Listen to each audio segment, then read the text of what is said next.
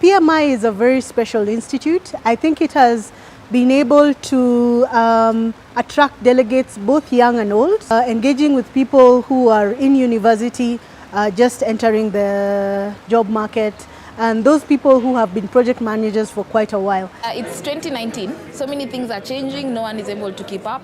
Project managers are meant to be ahead of the execution curve and are meant to be ahead of the strategy. So it was important, we felt it was important to bring together the people who do this and try and get them to see what's happening in the future. And that's why we chose the theme about the future. Our vision is to make project management a national competence. We want to make sure that everybody recognizes and knows project management and a valuable profession to transform and bring synergy among individuals and also organizations. Project management is a practice of initiating, planning, executing, controlling, and closing the work of a team to achieve specific goals and meet specific success criteria at the specified time. The primary challenge of project management is to achieve all of the project's goals within given constraints. When you operationalize a strategic plan, I don't know how many of you are involved in strategic plans. When you operationalize a strategic plan, which means that you create an implementation plan that will actualize what you're saying in the strategy, it's done through projects. We are so critical to achieving business strategy, and therefore the excellence in running projects and executing projects becomes greater for the C-suite people. 1/3 of everything you do in project management, the most important, 40%, is communication.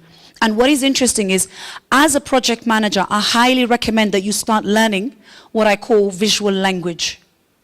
Visual language transgresses all languages. This is what visual language is, where you can allow the person to quantify and qualify. If you want to have a good team, try to cultivate that trust element, that people can actually trust each other. That I know that, you know what, if I'm doing this tomorrow, especially as a leader, you see, as a leader, people look up to you so much.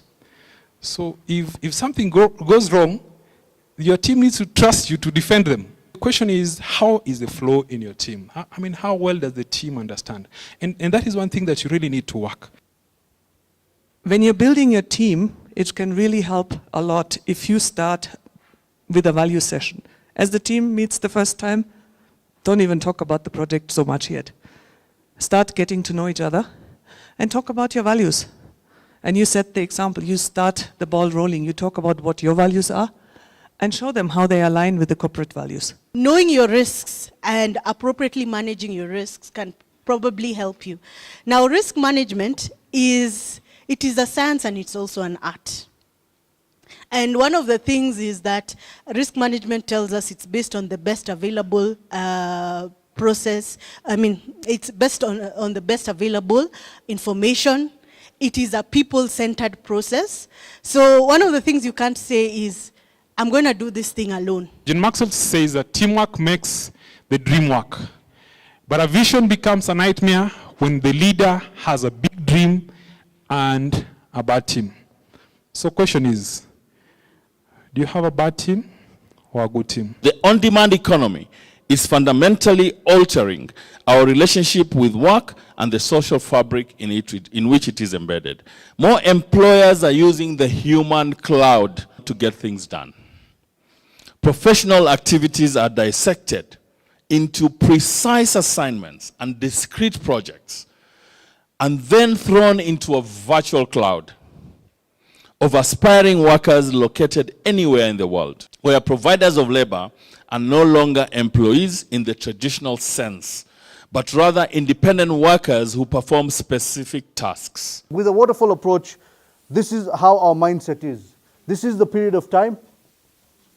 Okay, then we have initiation, we'll plan, we'll execute, we'll close, and we'll overall monitor and control.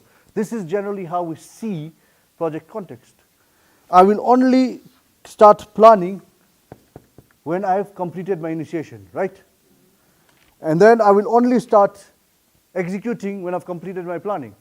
At this particular point in time, we need to start executing. This is execution, this is plan, this is initiate, this is close, and overall monitoring and control. So this is generally how we look at project management. So project management is pervasive. It cuts across careers. It cuts across, you define the industry, you define the sector, you will find project management. And see, that just makes it different from everybody else. Second thing is that you don't have to be a technical expert to be a project manager. You just have to know the method, you have to know how project management is run, and then you have to really have a good understanding of people. Because project management is not about the mechanics so much as the people part. Skills of the future are cognitive abilities, system skills, complex problem solving, content skills, followed by process skills and social skills.